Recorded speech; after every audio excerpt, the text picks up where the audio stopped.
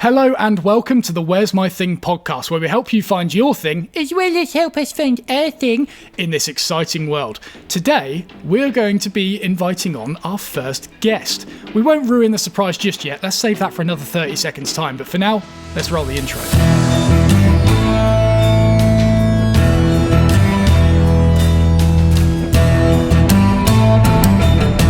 So yeah, for the first time ever on the Where's My Thing podcast, we have managed to secure ourselves a guest. Oh, and by the way, that intro, pardon me about that. Rob managed to lose the intro audio for this podcast, so I had to record it retrospectively. I did my best to fill in his part, but I don't think I quite got that pitch right. But today's guest is none other than James Howard, otherwise known as #Woodworking on Instagram. Now, James is known for two things: Mallets and being a colourful personality on his Instagram stories. We're not going to spill the beans too much, but this was a brilliant chat we had with him, and I hope you enjoy. But before we get stuck into it, let's get started with our 60-second updates. Rob, was it me or you last week? I can't remember. You went first last time, so I believe it's me this time. Sweet. Right, off you go then. All right, so for my 60 seconds, I don't even have a timer. To be honest, I'm just that confident now, I'm going to go without. I have written... What? Yeah, no, I'm just doing it. I can do it. 7 new pieces from a new book. Really happy with how they're going. Like, it's going to flash by the speed of writing these. A good new website, 60% complete for my piano lessons. Very happy with that. It's going through Wix again. I edited and released the Babinga Boys reaction video that happened on the Mallets 2 channel. Really funny. You got to go watch that if you haven't already. Obviously updated and released the latest podcast, and sort of been improving the podcast format altogether with each new iteration, and hence why there's now 3 faces on the screen in some lovely format. Biscuits. Nice. You reckon that was a minute, do you? It will be less than a minute. Fair enough. Right, I'll get mine out of the way then. 3, 2, 1, off we go. There we go. Right, that's 3 seconds gone. So, Robert, this week, I love addressing you by Robert, I've been filming the Toolbox project. Pretty much been doing that all the time, to be honest. I'm now on part 9 and 10, and by the end of today, hopefully, I should have the Toolbox assembled, ready to be flushed off in future episodes. In addition to that, I've also been working on the 3 others, which are a Babinga, Rosewood, and Zebrano one. Those will be sold afterwards. I've been working on them so much, I've actually rubbed through skin on my knuckle through pairing dovetails, which really hurts. In addition to that, I made something for charity, which is to do with our guest today. I've also been sexting my wood collection to today's guest as well. And this morning, I strained my voice somewhat singing to Alice in Chains on the way to work, trying to sing Man in the Box. So, yeah, it hurt quite a bit. Anyway, that will do for the next 7 seconds. What else did I do? I lost my ear defenders yesterday. Biscuits. Well done. Thank you. I forgot to mention this. If you hear me clearing my throat and stuff, genuinely, I've really hurt my throat this morning. Trying to sing Alice in Chains, it didn't hurt. It didn't help whatsoever. Right, we've sort of skimmed over this enough. Hello, James. You are today's, or the first Where's My Thing podcast guest. How are you doing? I'm good. How are you? Very good, thanks. But literally, like me and you have been talking for the last week, literally solely about wood. In fact, we said before this that me and James haven't even spoken about the podcast and the fact he's going to be the first guest on it.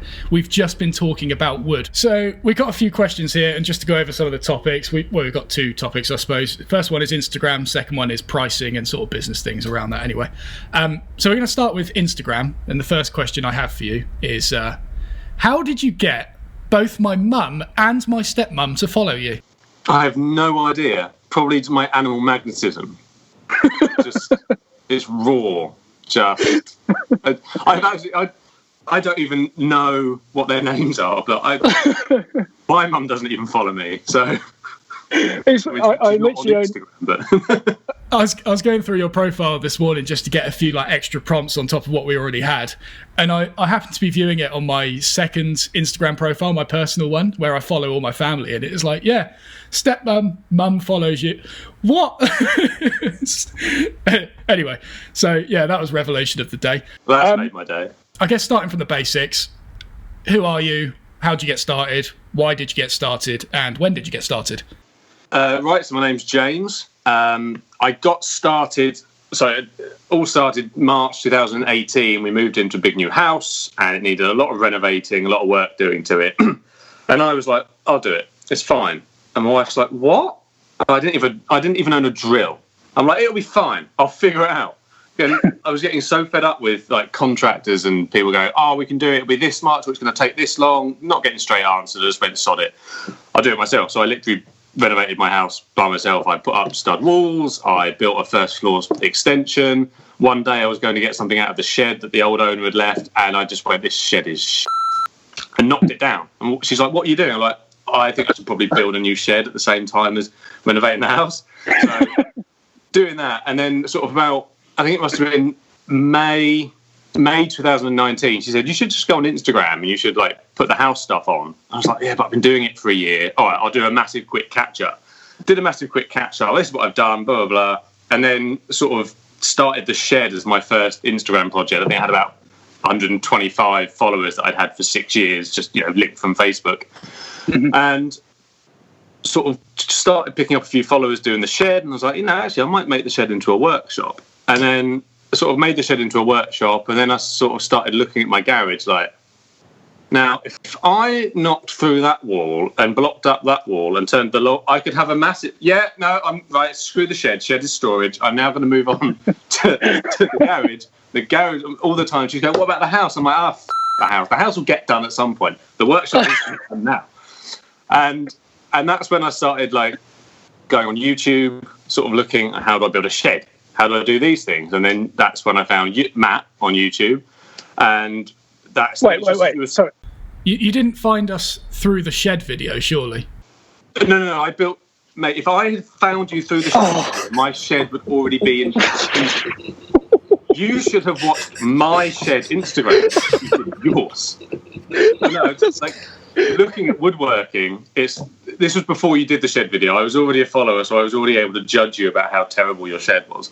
And that's when I started following Matt. And then I think it was just about as you were starting the Power Tool Workbench series, which I watched through like 9 times, like start to finish. And I was like, right, I'm going to build a Power Tool Workbench. And the rest is sort of history, really. It all sort of picked up then in sort of September 19. When I started just tagging you in everything I was doing on Power Tool Workbench. And then you shared it on your page, and I got like 400 followers overnight. And I went, hang on, I could milk this a bit more. No, it was genuine. Yeah, that was awesome, seeing that, like, slowly building over time, because people had sent me a few, like, previously, but yours was, like, the flashiest one with the orange top and all the extra things you did to it as well. Like, you made it so original that it just instantly gripped me.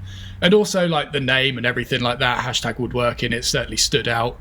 So yeah, I mean, because I watched it and you were like, oh, if I'd have done this differently. And I was like, well, actually fine, I will do that differently, and I'll put this in. And like with the wood storage bit, I was like, yeah, but there's so much space wasted, like right at the back, and you've done it in such a cockabout way.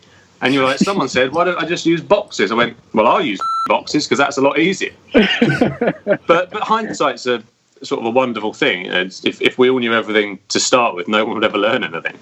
Yeah. I mean, speaking of that wood storage, it is clogged at the moment, mainly because it's not an optimised use of space. So I'm actually quite jealous of what you got there. And I have genuinely considered multi-tooling through the side in order to... There'd be nothing stopping you just taking that out and then putting boxes in.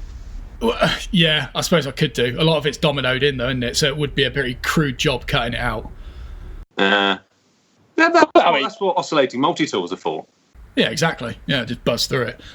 So, I mean, that's really interesting. I didn't realise you started with the house renovation, then things.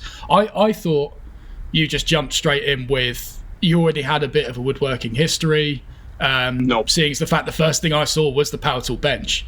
No woodworking history, just sort of a keen DIY. I've always sort of liked doing my own stuff around the house. And then it just sort of next level of, I can't be bothered to pay this like I've laid 140 square meters of 25mm thick slate tiles in the house, which I still haven't finished grouting. But it's like it worked out. If I'd paid someone just to do the floors, it would have cost me 12 grand just to have someone come in and do the floor. So although it's taken me 2 years to get the tiles made, I've saved myself 12 grand. Yeah, that's how I approach things. And I can now type. That is how I approach things. It will get done, and it's going to be cheap. I always try and look at it from the perspective of, in my day job, I know how much I earn in a day. So I look at it, I go, right, if me doing something for 5 days would, be less than, say earn £1,000 in 5 days, that cost me £2,000 to get someone to do something, I'd better off doing it myself. Whereas it would take me 5 days, but I could pay someone £200 to do it. Pay someone to do it. I'd have people into, and things like electrics and plastering I don't touch, because I figure things that people like train to do as professions I'll tend to steer away from. Like plumbing, I can't be asked with having a water leak in my house, because no one needs a water leak in their house. Yeah. And so I guess that brings on to the name next, #Woodworking. Where did that come from, and what was your inspiration behind it? Was there any reason for it? I was probably drunk at the time, and thought it'd be funny. #Woodworking, yeah, because that everyone hashtags it. I didn't understand how Instagram worked. I still don't understand how Instagram works, because they change it all the time. But yeah.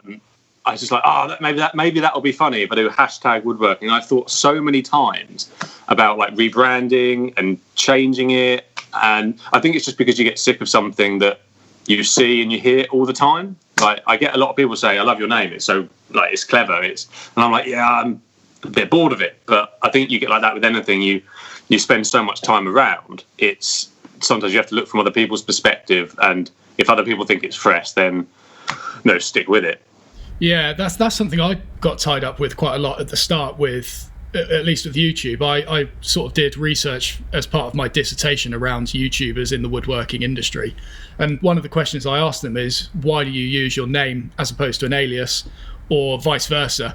And all of them had mixed responses to it. And I was like, great, this doesn't help at all. So I personally went with my name. But I like the sort of professionalism that comes with having a brand name, as it were, which is one of the small reasons why I've liked separating the school that I have, because it's just sort of something separate, and I can be professional on that and then just cock around on the main channel kind of thing. Yeah. I think the thing that gets me about it is it's quite long. It's quite a mouthful, #Woodworking, and like my logo and stuff to begin with is, it's the hashtag with woodworking sort of next to it or around it. I think my plan is to sort of phase the woodworking bit out of it and just have the hashtag just as the logo of my Instagram, and then I'll sort of incorporate. No, everyone will still know it's #Woodworking because that's what the Instagram page is called. But I think just making the hashtag the sort of the and I say it to clients all the time, like you've got to simplify.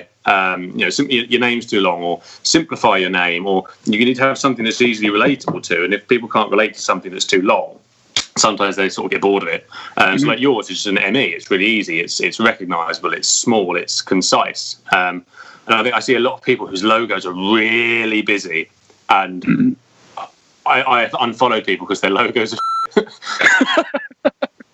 because I know it's really brutal, but it's like, come on, you can do better than that. And I don't want to see that all the time. And it's like, no, I just don't like it. Or it's like Americans have a gun in their logo. And it's like, yes, we know you like guns. We don't have to visualize it as well. Tell you what, though, the fact that you've gone for #Woodworking is like, I keep needing to remind myself that you're called James. I always refer to you as hashtag. Like I've already naturally shortened it, and it's so good. To this day, if people say James, I don't turn around, because when I was younger, there was like 4 Jameses in school. There were like 5 Jameses at the sailing club that I sailed at. So I was just Howard. It was Howard. If people called me James, I straight up. They're like, he's got selective hearing. It's like, no, it's just my name isn't James.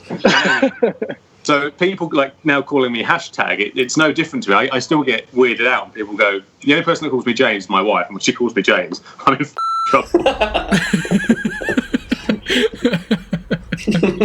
Brilliant. Let's talk more about the work that you actually do. So what is it you specialise in, and why did you choose that as your niche?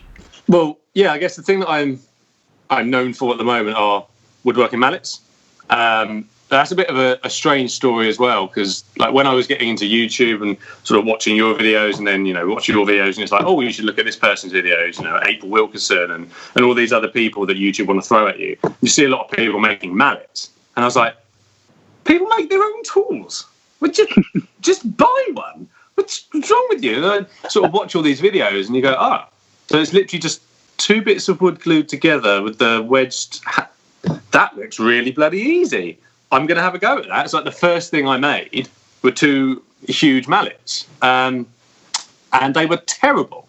They were absolutely terrible. I didn't reference off of anything. I just drew out what I thought a big mallet shape should be. And I was like, I'm going to use rosewood because it's well heavy. Oh, and I'm going to use a bit of beech. And I'm going to stick them together with PVA because I had no idea that beech is an excretive wood. And, lo and behold, the glue joint hasn't held after like 4 months, despite never using it.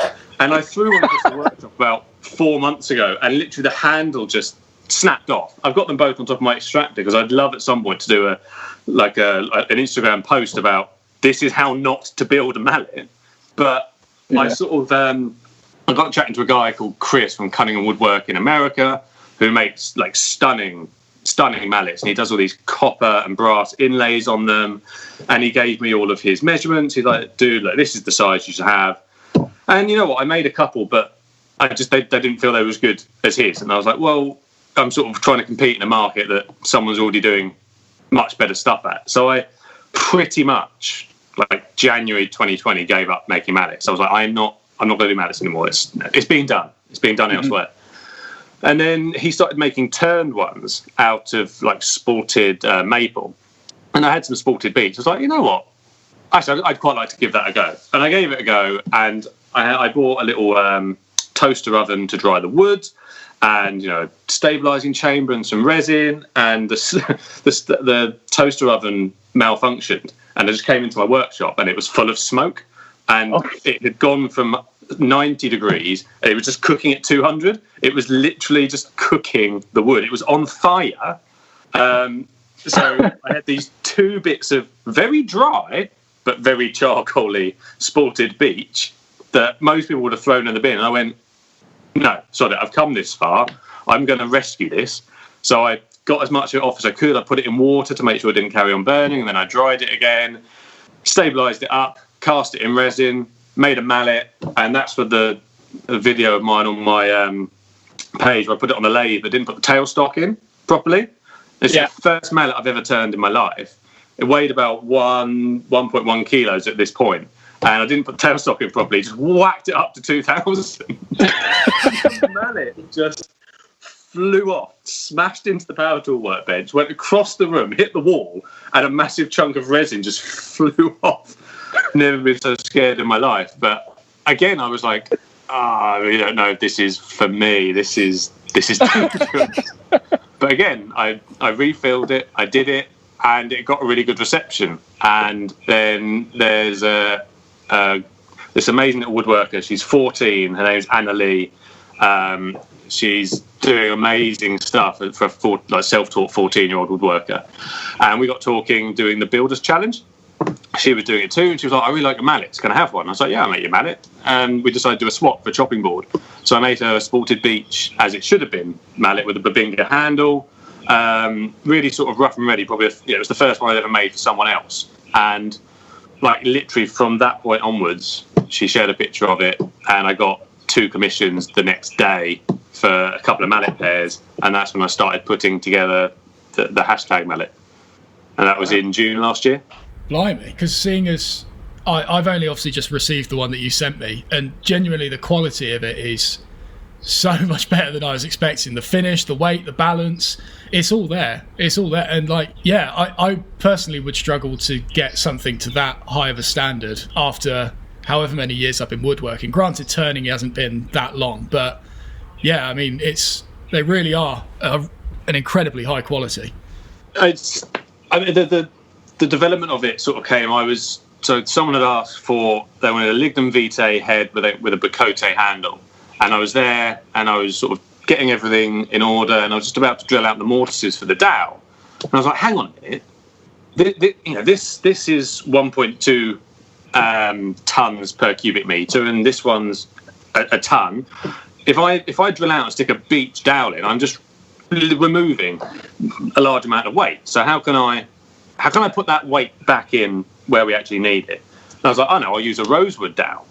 And I was like, no, come on, rosewood still weighs less than that one and that one. I was like, I know, I'll do a rosewood dowel, and I had a 10mm brass rod. And I was like, I'll put a brass rod, I'll drill a hole in this 4-inch piece of rosewood, and I'll put a 10. I was like, no, what are you doing? This is stupid. And then I went, just use a brass dowel. But just there, I was chatting, I was literally sort of spitballing it through. So I was like, I'll use a brass dowel. Done. And literally overnight, that's how the mallet came about. And by using the brass dowel, it enables you to put the weight exactly where you want it, so that so you get the balance point, just sort of head heavy, so you're not constantly fighting it. And that's because you've focused like the center of gravity right to the center of where those two pieces of wood meet. And it's also bloody strong. I would give someone money if they physically managed to break it whilst woodworking. That's really, I never thought of that as obviously it's a really nice feature when they're made, getting that nice. I think it's quite unique as well. I haven't really seen that on any other mallets, and so it's sort of a good trademark in a way. But I didn't see it from a practical point of view, like other than strength, of course. Like finding that balance point is a great use for it. That's the spacer that just goes between the mallets. So that's like that. It's just a ring of brass, and then that's what goes through the middle. Oh, hello. But like it.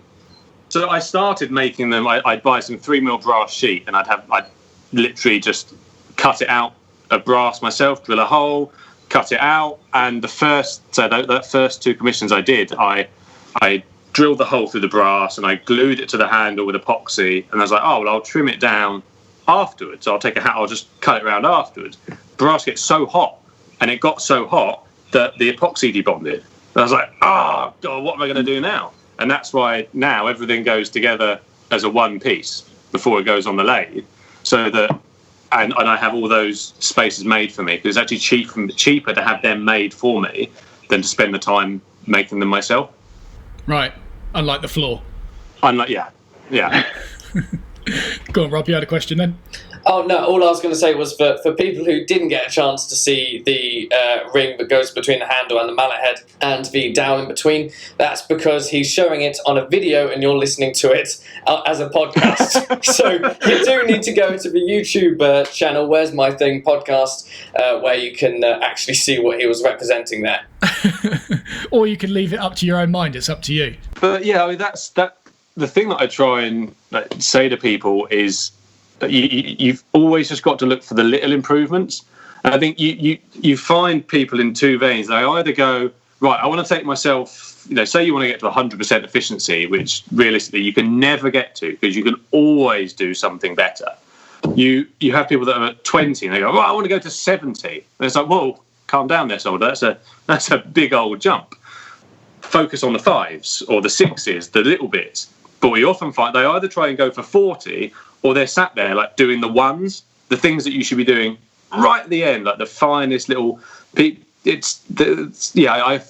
find people don't focus a lot on sort of prioritising how you improve. But I'm still trying to make these things better every day. Is that sort of a mentality you take with all the things you do, just that continuous improvement? I don't know if you've heard of the word of Kaizen, like the Japanese business model of just continuous improvement. I've had that sort of thought process since I was about 8, because I used to do a lot of competitive sailing when I was younger, and I was lucky enough to do some training when I was 8 or 9 with Sir Ben Ainsley. I think he just won his first Olympic gold, and he was running a training session down in Hayling Island.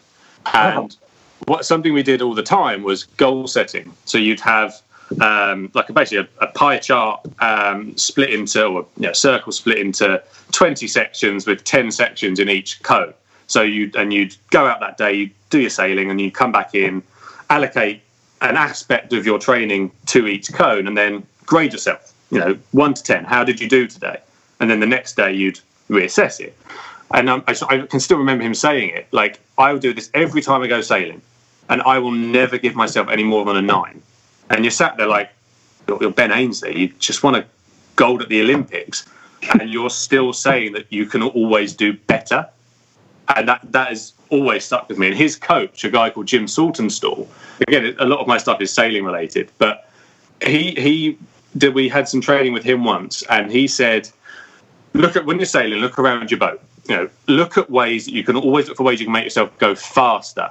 And he'd say, you've got a rope over the side. And I go, well, it's not in the water. He's like, is it making you go faster? No. So get it in. It wasn't slowing me down, but it wasn't making me go faster. So get rid of it. So it's just like that mindset of always trying to look for just the little things that can just make everything better. Even if there's nothing wrong with it, you can probably make it better. Yeah, Matt needs to do that with his whole life, I think. Yeah. we don't have enough time to cover Matt. No. Yeah, let's walk through the marking knife process and just figure out every single... No, there's not enough time in the world to figure out how long Matt was taking on those. Maybe by the time Matt retires, this podcast will have sorted his life out. True. I feel attacked. Oh, you're not attacked. He's just a precious little snowflake. That's what he is. Bless him. Oh, no. I mean, yeah, that's really interesting, though, just making those small...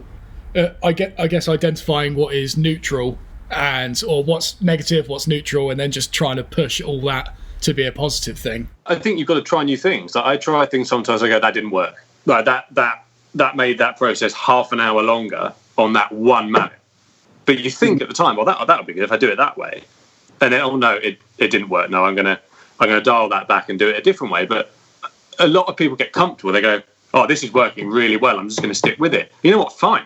That's absolutely fine if you're happy with that. But for me, I can't sit still. Like, I can never sit still. I'm always like, I've got like 26 projects on the go at the moment, and like I'll go and start a new one in a minute just because I'm not busy enough. Yeah, that's what I did with the first batch of marking knives, because I only made about 180 of them turned out being successful. I stood there for about a day, maybe tapping them. And that first batch went really well with regards to the tapping because the slot was slightly wider. So I was tapping and it was going really well, and like they were fitting together first time and it was brilliant. So I thought, right, no need to improve this process. Let's crack on. A year later, I do the second batch, start tapping them. Everything goes wrong. Slot's too tight, and I have to individually file each slot to be wide enough to fit the blade in.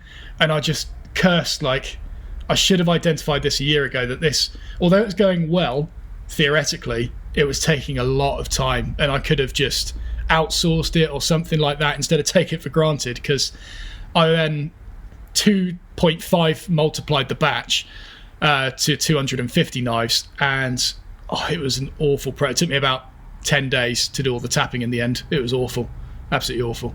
That's then finding the balance between, I can say I made this entire thing by hand, and I don't want to kill myself now after making 100 of these. And it's to say, like with the spacers, it used to take me 20 minutes to make one of those, and it wouldn't be square, it wouldn't be flat, and it would have cost me £2 for the brass to make it, whereas I get those made perfectly square for £2.50 each. Right. No brainer. Absolute no brainer. No, fine. I didn't make the spacer, but I don't care. I'm not so attached to being able to say that I made everything on there. I didn't make the wood. No, I'm not complaining about that. But I think it's just like streamlining is something, because it's not my main job. I need to make it as efficient as possible. Mm-hmm. Okay, so I guess before we move fully into the pricing territory, we've got one more thing regarding Instagram here just to quickly touch on. Obviously, you said you started on Instagram and you kind of like the whole community of it. What made you stay there and capitalise on that rather than move to other things like YouTube and whatever else might be out there? Facebook, I just can't stand Facebook as it is. Not because it's Facebook. Instagram is Facebook. I think the layout, it's more like a social hub, Facebook, whereas Instagram is just a lot easier just to get to the people that I wanted to talk to, and a lot easier to filter the content out of what I wanted to see. And it's just so phone friendly. It's just, and like for me, I want to do everything on my phone as much as possible. Like, I've got a GoPro so I can do a few things, but I still tend to use my phone for everything because you have to upload on your phone on Instagram. So I like to just keep it all in one place. YouTube, I don't have the time. Just don't have the time. And I know what would happen if I went down that rabbit hole. I'd go out and buy £10,000 worth of recording equipment the next day. I'd make one video and I'd be like, this is hard work, but I've got a nice camera, so it's This hurts to hear. Or I would I'd go deep into it, and I'd have to somehow find another 3 or 4 hours in my day to start learning to edit, and then I think it would detract from Instagram, it would detract from other work, home, and it's just, I don't have enough, there's not enough time for me to get on YouTube. Plus, I don't think I've got content that fits YouTube. I think my content fits Instagram much better. Yeah, and what do you mean by that? I don't do a lot of long form. Like I prefer the sort of short form, and I enjoy the interaction with the community. So I started off on Instagram. I put everything on Instagram. If someone gave me a like bomb, I'd stick a post there going, thanks, oh my God, someone's liked all my posts. If I see people doing that now, I unfollow them straight away. It took me a while to sort of determine what my content should be. And I think I'm now at the place where I value my Instagram feed, and I see that as sort of prime real estate. So that is for, much like you with your the 2 YouTube channels, the Matt Esty channel is for the good stuff. It's for, this is what I've done, this is what we're making, this is what we're doing. Cutting your hand off on a bandsaw goes on the second channel. and that's where I use my stories a lot for, rather than doing like update posts. And people don't want to see 10 update posts about building a workbench. I mean, some people might, but a lot of people don't. So I put that on my stories so people can either tune in or tune out. I get a lot of people message me going, I keep forgetting to turn the volume off when you're speaking, and now the wife is mad at me because the kids heard all the words. Because there were some naughty words on my my Instagram stories. Again, I think that's quite a nice trademark of your profile, though. It's like the sort of the potty mouth mallet maker. Yeah, that's a good brand name, actually. Potty mouth mallet maker. Potty PM cubed. Can't remember what I was going to say then, but I kind of see a lot of people on YouTube, and the one reason I like you guys is you're very genuine on your YouTube channel. You have a laugh, you are yourselves, but you see a lot of people on YouTube who are clearly putting on a YouTube persona, and I'm like, I don't have time for that. I can't pretend to be someone else that I'm not. So I'm just going to be myself. If people like it, brilliant. If they don't, they know where the door is. Yeah, we've been tied up with that before, because I don't know. I think in my earlier videos I was very informal in them. I wasn't too worried about demonetization or anything like that, and I did drop a few F-bombs and stuff in occasional videos which people didn't like. But now, where we're trying to convert it to a full-time income, it's difficult to justify that kind of thing. So you do need to put on a bit of a persona. Well, that's the thing I love for me about this not being full-time, is that if I someone off to the point where they unfollow me, I'm like, see you later. I don't care. If someone gets with me and wants to report me to Instagram, I don't care. If my Instagram profile got deleted tomorrow, I'd be upset, but I can still pay my mortgage. So I can afford to just be myself and top as many people as I like. I understand that people that do it full time maybe have to be a bit more PC about it's for in the day job as an accountant, I call it know your client. I know which clients I can pick up the phone, call them an absolute next Tuesday, and they'll have their books in the next day with a check and an apology.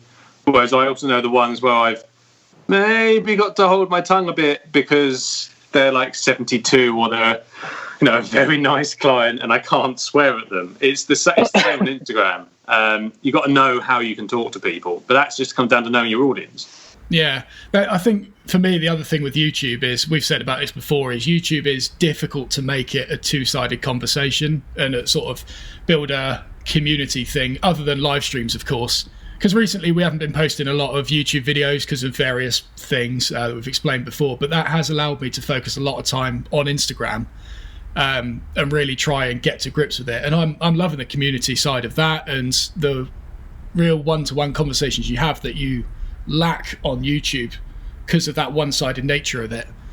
And I think it's a live conversation as well on Instagram, whereas on YouTube the conversation tends to be historic. You posted a video and you're going back and talking over something you maybe did the week before that you edited and put together, whereas on Instagram it's you stick a story up and you're talking about literally something you're doing now. So I think it makes the conversation more relevant because like for me, Instagram is I want to follow people I'm interested in following. So I want to follow people I either inspire me, or I might be able to go, how did you do that? I need to know how that was done. And I want people to follow me who, want to have a conversation. Like, if someone unfollows me, I will unfollow them. Not because I'm being petty, because there's never going to be an engagement there. There's never going to be a conversation between me and someone that's just unfollowed me. So why the hell would I continue following them? It's, right, get rid of you, because there's no point me seeing stuff on your feed, because we're not going to have a chat about what you're doing, because obviously I've done or said something. So it's kind of keeping it concise, keeping it relevant. And I also block anyone that tags me in giveaways. I saw that happened recently again. Drives me nuts. Don't get me wrong, if it's a giveaway of a beautiful handmade object by the maker, deal me in. I'll be in on that. But it's like, hey, I got these companies to give me some coasters and some screws. Please all follow me. No. No. But the other day, the worst one was the guy that tagged me didn't even follow me. I was like, what are you doing? You're just knocking names out of the air. That was what made me laugh. I was going on a full rant about it, and he wouldn't even know I was ranting about it because he doesn't follow me. So it was a complete pointless waste of time. Amazing. Right, okay, so I think that covers Instagram really well. Obviously, it's working very well for you, slowly growing over time. So moving on to the more businessy side of this, we've spoken about this before. How did you sort of choose your value, or how do you choose to value your time? Well, so my first commissions came in June last year. I won't give numbers out because the people that bought them, obviously, I don't want people to know how much they paid. But I pretty much charge them half what I'm charging now. Like my prices have almost doubled in 7 months. And like, I thought I was charging a fair price because I was like, I don't know what I'm doing. I can't value people are like, you should be valuing yourself at 25 quid now. I'm like, why? This is like the first mallet I've made. I've got no evidence to prove that I'm worth that. So I made these mallets. They both loved them, and one of the guys paid me an extra 30 quid because he said, "You've not charged me enough." And that's when I suddenly started thinking, okay, I really need to start thinking about my pricing. And it has very much been led by slowly increasing my prices over time and just seeing how the community responds to that. I've not yet had anyone. You get people go, oh, it's a bit pricey at the moment, but I'll come back. I've not had many people go, that's ridiculous. I've had a couple of people go, if it's similar to your marketing eyes, they go, oh, that's a lot of money. Why do I need one? I was like, well, you don't. Go and buy one of these off Amazon for £15. It will hit things. And I've never told anyone that they need one, but yeah, that's one of my favourite things to do. I love doing that. Something different, and I'm happy. I love like making them for people, but I'd never say you absolutely need this mallet because you don't. You could use a hammer to chisel with if you really wanted to. I know. So I now sort of have a bit more structure to how I price. I know on average how much each mallet, how long each one takes to make, and I have an hourly rate at which I sort of around the £25 an hour mark, and it's then entirely dependent on what woods are chosen because some woods are more expensive. Some woods are not more expensive, but they're rarer. And although the wood hasn't necessarily cost me more, if I can't get any more of it, there's going to be a premium on it because otherwise it's going to disappear. And some woods just take longer to work with. So you're looking at your things like your snakewood. There's a bloody horrible thing. It's a beautiful thing, but it's horrible to it. It's so bitey and it chips out really easily. So yeah, there's not only for the snakewood is bloody expensive, but like you can add an hour for the working time on a snakewood mallet. Then you're going to on boxwood, for instance, which is you can blow on it and shape it. Yeah, well, not to mention, obviously it's difficult to come by and everything, but also it's the fact it's so popular. If we're talking about snakewood still, that's always the thing with my knives. It is the worst to work with, it is the most popular, and it is the hardest to find. And it's like this trio of That's why I increased the prices on snakewood. You obviously said there about increasing your prices over time until clients start biting back. Rob, you had that with your video editing things, didn't you? And you're still doing that. Yeah, I did that exact same process, but I didn't do it quickly enough because I think I continuously doubted what I was charging, rather than sort of went at it with a little bit more action, thinking, right, if I'm going to charge this time, what I'm going to charge next time. And I don't know, I still end up in that difficult situation where I'm not sure exactly what I'm charging for in the moment. Because say like a mallet, you do have this physical item that you've got quite... It's a tangible thing. Exactly. You've got an idea of actually how long that's going to take purely from experience, whereas music videos, or just any videos that I've done, every single one has been different location, different equipment, different video editing style, different this and that, and it's always been so challenging. That's why I work on average. So like a turned mallet, average 4 to 6 hours. Okay, some will take 3 if it's really easy wood, and I've got it cut, I've got it in stock, and it's there, and I can just get it put together. Some might take 8. Things happen, things come up. It's not for me to say to someone, "Oh, your mallet took 8 hours. I need to charge you more." It's not their fault. So you've got to find your average and just accept that some mallets you're going to do slightly better on, some you're going to do slightly worse off. But the average of that comes out at, and then like the square-headed ones, they average 8 to 10 hours. But the one I did before yours, Matt, the olive wood and leadwood one, that took me 14 hours to do because there was a very, very tidy hairline resin line between the brass and the olive wood, and I wasn't happy with it going out. So I discussed it with the client, and then we decided we'd put a 4mm resin band in between the olive wood and the brass. I did that, and then the first time I did that, there were 2 tiny resin bubbles. So I took the resin, I started it again, took the resin out, did the pour again. So that was it's not for me to turn around and go to the guy, "Yeah, I messed up on your mallet. I need to charge you another X amount of money." That's on me. It's that one I didn't win on, but it's the average. It's over time. And so do you formally track all of that with each mallet? How long this one took? How long this one took? I have a very good idea of. It's normally in the shaping when the extra time comes in. So actually, sort of cutting the blank to size, turning, putting the mortise in. It's very much like you do in your knife blanks. It's pretty standard. The issues tend to come in once you start turning the transition. Right? Are there any? Is there a hairline there? Is there not a hairline? Trying to get. And it's when you start turning the handles. Especially, I've got this lacewood one here that it's in the lathe that I'm starting to turn now. Lacewood's really, really rippy. So it's horrible tear out all over the place. So you've got to just go a lot slower and kind of keep an eye as you go along a lot more. And things like Bespoke, looks beautiful, but it's a horrible. I've never met an oilier wood in my life. Sanding it. When you're sanding that, if you don't wipe with acetone, after every grit, you're not going to get a decent finish. So it's again, different woods, different combinations. We'll just add in sort of different things and sort of. I think I'm now at the point where I sort of just have an inherent. Yeah, this is going to take this long. This will take this long. It's just experience now, I think. Mm-hmm. Yeah. I mean, the average is just. It makes sense to think about it that way, and I think the fact that you've had just that previous experience, I guess it's all but a little bit of life experience to be able to just go and say, right, I'm going to start pushing things as I go along. Like you're maybe thinking a little bit more businessy from the get-go, rather than... I think I'm probably lucky that my sort of day job background is accounting. So if I don't listen to my own advice, and I shouldn't really be advising other people, if I'm like, I don't know how to run a business, I shouldn't be telling people how to run theirs. But pricing is something that people slip up on all the time. And as I said to you, Matt, when we had a chat the other day, you should increase your prices every year, 4%, 4-5% every January. Make it a standard thing, because inflation is real. Your fuel costs are going up, your material costs are going up, your electric, your costs are all going up.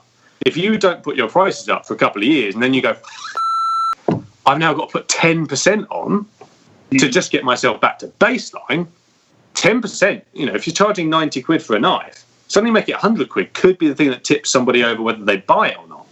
90 to 95, not such a big deal. And it's little and often people swallow it. People can understand, oh yeah, you know, costs go up. You suddenly see sort of a 10, 15% price rise because you've just not been putting your prices up for 2 or 3 years. That's when you can actually sort of start scaring people off, and you've then got to put your prices up more to cover the customer you've lost. Yeah, I mean, that was a big one for me again, because that second batch took so much longer than the first, and I still didn't increase price. In fact, I think I reduced prices on some of them because I reevaluated the material cost because I bought it in bulk. I thought, I got it cheaper that time. I can make that on 3 quid cheaper. Don't get me wrong, I do sometimes put price. So I have a baseline of, this amount of money will get you a mallet with any of these materials. So this is like the entry level materials. And sometimes if I manage to pick up a massive slab of something for a lot cheaper than, like Blackwood, I managed to pick up 20 blanks for like 150 quid. Whereas previously, the blanks were costing me double that because I was buying them in 12-inch spindle blanks. So the fact that I managed to buy a massive bulk of Blackwood blanks meant actually I can make Blackwood more accessible to people, which is what people want. But so I do sort of reduce the price of it. It's not all about money, up. It's about finding that balance. Do you plan on making it a full-time gig, or is that not something worth? No. I have no intention of making it full-time, but I do plan on over the next 2 to 3 years getting to like having 1 day a week just for workshop. Right. I think having the day job for me is the security of my mortgage is paid, my kids are fed, all of that allows me to just mess about in here and do what I want. Whereas I think if I was suddenly relying on, oh my God, I've got to make 12 mallets this month or I can't pay the bills, one of two things is going to happen. I'm either going to have to reduce my costs because I need to make sure I've got money coming in, or I'm going to have to start reducing the quality to make sure that I can get more out. And I don't want to do either of those things. My plan for the Mallets is just to make my workshop self-funding. So every penny I get from Mallets goes straight back into the workshop, whether it is in wood or lighting that is arriving today. Oh, Rob, so very nice. Thank you for that. It's a nice little side hustle, but it only works for me as a side hustle. So I can only be myself, I think, as a side hustle, because I think I'd be too worried about what people think, or too worried about, oh my God, where's the next mallet commission coming from? And I've gone like a couple of weeks at a time before no one's commissioned a mallet. I'm like, oh my God, what if this is it? What if no one wants any more? That doesn't matter, I've still got a job. Whereas I think that stress would get to me if I was sort of sat there 5 days away from making the mortgage payment, wondering where I was going to get the money for. Yeah, I think that's a really big one for people just starting in general. It's a constant one where they think they need to just jump in 2 feet and have everything sorted from day one, when actually, me and Rob are still in this transition period. I've been doing this 3 years now. I've still got a job on the side. Rob's still doing his own stuff on the side. You don't need to go in all in from day one. People need to listen to Gary Vee a bit more. Yeah. Like, I'm an avid listener. I've been listening to him for like 4 years, and he would say the same thing. He's like, well, run it on the side, run it until it becomes self-sufficient, and then you start paring it back. So you'd start, and that's what I'll do. If I could get to have 1, maybe 2 days a week just in the workshop, that'd be fine. Then the other 3 days, that's work, that's bills, everything paid, and the other 2 days, it doesn't matter if I don't make any money. I don't want to become too reliant on it. I think that's the thing. Yeah. Awesome. Okay, so we'll start wrapping this up now then.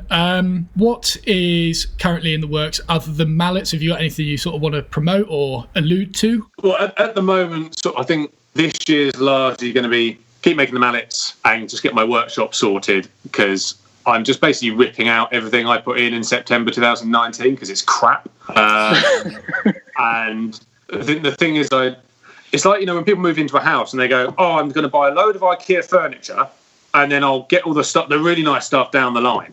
Or either they end up keeping the IKEA furniture and never buy the stuff they want, or they buy the nice stuff and throw the £1,000 worth of IKEA furniture in the bin. It's looking at Rob. Me, I would rather, if you looked at my workshop at the moment, I've got all of my hand tools in a pile so I can make like all the custom oak and wenge holders for them. I'd rather wait and do them one at a time than just stick up a load of MDF holders. Because I know what would happen. I'd leave them up there and it would look terrible. So for me at the moment, it's get the workshop sorted, get it efficient. You know, my ideas for what I want the workshop to be now are completely different to 18 months ago. I sort of know where I want to go now, what I need, where I want to be. The thing I want to start moving into is making like chisel and file handles. So you can have chisel handles to match your mallet, or you can have a matching set of chisel handles in whatever the hell you want. And I've got a few people sort of interested and lined up, but I've never made a chisel handle before. So I need to do my own first before I start doing other people's. So that's sort of my development for this year is for that. And I've got some plans for developing some plane adjustment hammers. And I've got a really cool idea for a brass mallet that I won't go into too much detail on, but I need an engineering lathe for that, which I probably now won't get this year because they're just all out of stock everywhere. Yeah. That's amazing. So a lot in the pipeline then. That's brilliant. Lot in the pipeline, but like no pressure. If it doesn't happen now, it doesn't matter. And I've got a lot of charity collaborations. Obviously, we're doing one that you've come on with at the moment because the Makers Auction is going to be coming back in the next sort of 4 to 5 weeks. We're going to get that rolling again, and we're going to focus on mental health charities this year because I think 2020 gave a lot of people a real kick in the mental nuts. Yeah, in the mental nuts. Yeah. Okay. And any advice for people who want to aspire to do something similar to you? Either it's building a side income or a full-time income. What would be your best advice? Do it and reach out to people. Just don't. I think people get intimidated by go on Instagram and they say, "Oh my God, that person's got 50,000 followers. I can't talk to them." Yeah, you can. You 100% can. You might not get a response, but you probably will get a response because these people are only human.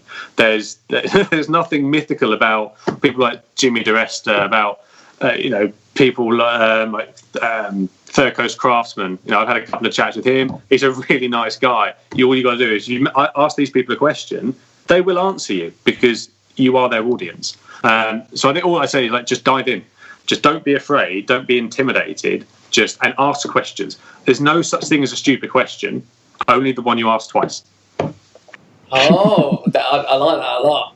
Matt, take note. I say it to clients all the time. Like, you can ask me anything, but if you ask me the same question twice, no, you're not listening.